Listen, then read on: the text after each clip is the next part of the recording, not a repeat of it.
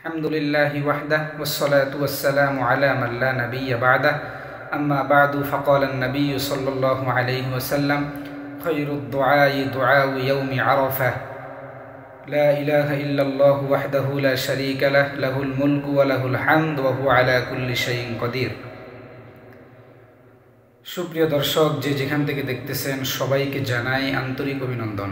প্রিয় দর্শক, আমরা আজকে আলোচনা করব আমাদের যে ফজিলতপূর্ণ শ্রেষ্ঠত্বপূর্ণ যেই দশক জিলহজ মাসের প্রথম দশক সেটি চলমান এবং আমাদের খুব সন্নিকটে আসতেছে এমন একটি দিন যেটি শুধু জিলহজ মাসের শ্রেষ্ঠ দিন নয়, বরং সারা বছরের মধ্যে সর্বশ্রেষ্ঠ দিন, সেটি হলো আরাফার দিন। তো আমি আলোচনা করব আজকে যে আল্লাহ রসুল সাল্লাল্লাহু আলাইহি ওয়াসাল্লাম আরাফার দিনে কোন দোয়াটি খুব বেশি পরিমাণ পাঠ করতেন এবং আরাফার রাতে কোন দোয়াটি পাঠ করতেন এবং সাহাবা ইকরামকে যে দোয়ার ব্যাপারে উৎসাহিত করতেন, এই বিষয়ে খুব সংক্ষিপ্ত আকারে কথা বলবো।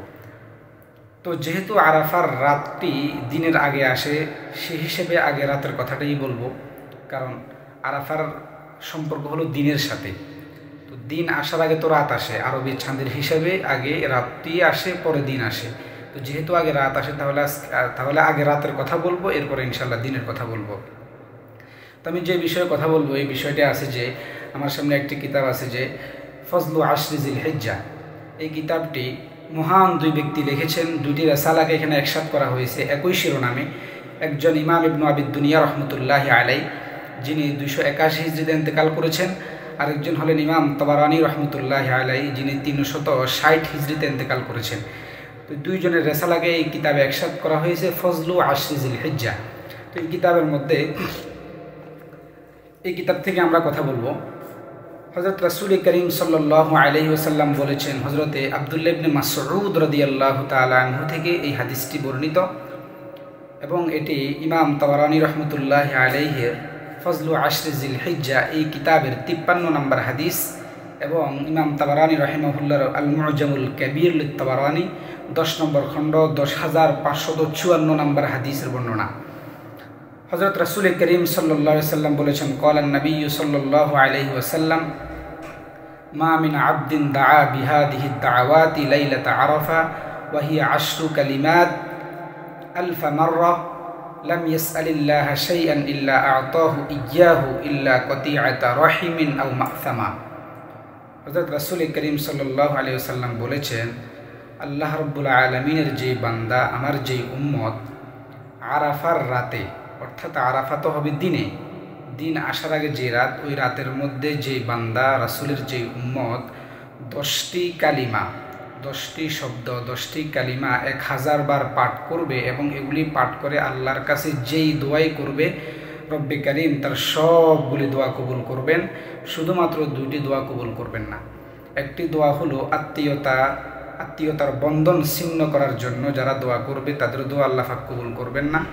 আর যারা কোনো গুনাহের কাজ করার জন্য আল্লাহর কাছে দোয়া করবেন, আল্লাহ পাক সেটাও কি কবুল করবেন না। এই 2টি ছাড়া আর যত ধরনের দোয়া থাকতে পারে, অন্তরে যত ধরনের দোয়া দিয়ে থাকতে পারে, সবগুলো যদি আল্লাহর কাছে এই 10টি কালিমা 1000 বার আরাফার রাতে পাঠ করে দোয়া করতে পারে, তাহলে অবশ্যই আল্লাহ পাক আমাদেরকে মাহরুম করবেন না, আল্লাহ রসুলের ঘোষণা দোয়া কবুল করবেন। এখন জানতে হবে সেই 10টি কালিমা কি। রাসূল করিম সাল্লাল্লাহু আলাইহি ওয়াসাল্লাম বলেছেন, 1 নম্বর সুবহানাল্লাহিল্লাযী ফিস সামাই আরশুহু, 2 নম্বর সুবহানাল্লাযী ফিল আরদি মাওতিউহু, 3 নম্বর সুবহানাল্লাযী ফিল বাহরি সাবিলুহু, 4 নম্বর সুবহানাল্লাযী ফিন নারি সুলতানুহু, 5 নম্বর সুবহানাল্লাযী ফিল কুবুরি কাযাউহু, 6 নম্বর সুবহানাল্লাযী ফিল জান্নাতি রাহমাতুহু, 7 নম্বর সুবহানাল্লাযী ফিল হাওয়াই রাউহুহু, 8 নম্বর সুবহানাল্লাযী রাফা'আস সামাআ, 9 নম্বর সুবহানাল্লাযী ওয়াদা'আল আরদিন, 10 নম্বর সুবহানাল্লাযী লা মালজাআ মিনহু ইল্লা ইলাইহি। এই দোয়াটি, অর্থাৎ এই 10টি কালিমা, এই 10টি কালিমা যে ব্যক্তি 1000 বার আরাফার রাতে পাঠ করবে এবং আল্লাহর কাছে যেই দোয়া করবে, রব্বে কারীম আল্লাহ রসুল বলেন ইল্লা আ'তাহু ইয়্যাহু, আল্লাহ পাক তাকে অবশ্যই দান করবেন, তার দোয়া কবুল করবেন। এই হাদিসের যে সনদ, যে সূত্র, সেই সূত্রের মধ্যে আজরাতা বিন কায়েস নামক একজন ব্যক্তি রয়েছেন। আজরাতা বিন কায়েস নামক ব্যক্তি, এই ব্যক্তির ব্যাপারে মুহাদ্দিসিন একরাম আইমাতুল জারিহ ওয়াত তা'দিলগণ কালাম করেছেন, যার কারণে অনেক মুহাদ্দিসিন একরাম বলেছেন যে ইসনাদুহু দাঈফুন, যে হাদিসটি ঠিক আছে কিন্তু সনদান দাঈফ, সনদে কি দুর্বলতা এসে গেছে। যাই হোক, ফাজাইল আমলের ক্ষেত্রে এবং আমাদের যেই ক্ষেত্র সেই হিসেবে এই হাদিস 100% গ্রহণযোগ্য, আমরা এটার উপর আমল করতে পারি নির্দ্বিধায়, কোনো সমস্যা নেই। তাহলে আমরা আরাফার রাতের দোয়াটি কি পেয়ে গেলাম। এই দোয়াটির অর্থ অনেক সুন্দর, কিন্তু আমি এখন অর্থ বলতে গেলে আমার অনেক সময়ের প্রয়োজন। অর্থ না জানলেও দোয়া কবুল হবে এবং এটা পড়লে আল্লাহ পাক পরিপূর্ণ তাকে নেকি দান করবেন অবশ্যই। এই হলো আরাফার রাতের দোয়া।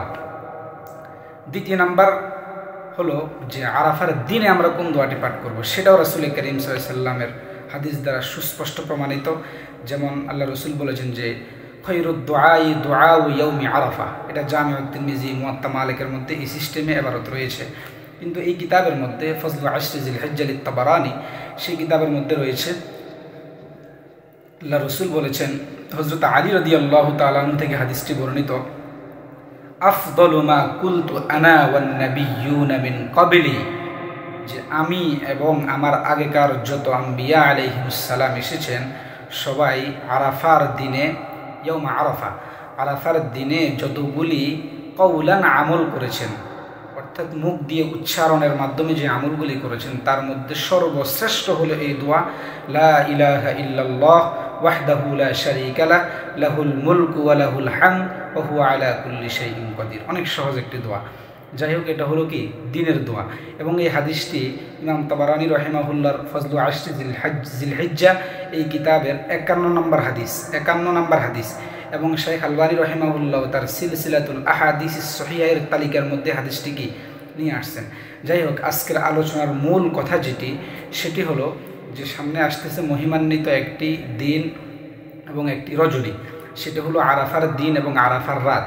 তো আরাফার রাতে যদি আমরা ওই দোয়াটি, অর্থাৎ ওই যে 10টি কালিমা বলেছি, এই 10টি কালিমা যদি আমরা 1000 বার পড়ে 1000 বার পাঠ করে আল্লাহর কাছে দোয়া করি, আল্লাহ পাক অবশ্যই আমাদের সবগুলি দোয়া কবুল করবেন। এই হলো রাতের আমল। আরাফার দিনের আমল হলো যতগুলি আমল করব, যত আমলে করতে পারেন কোনো সমস্যা নেই, কিন্তু যত আমল কওলি হবে, মুখ দিয়ে উচ্চারণের মাধ্যমে হবে, সবগুলির মধ্যে সর্বশ্রেষ্ঠ যে আমল, যে দোয়া, সেটি হলো লা ইলাহা ইল্লাল্লাহু ওয়াহদাহু লা শারীকা লাহ লাহুল মুলকু ওয়া লাহুল হামদ ওয়া হুয়া আলা কুল্লি শাইইন কাদির। আল্লাহ পাক আমাদের সবাইকে আরাফার দিনের এবং রাতের সবগুলি আমল সঠিকভাবে করার তৌফিক দান করুক। ওয়া মা আলাইনা ইল্লাল বালাগ।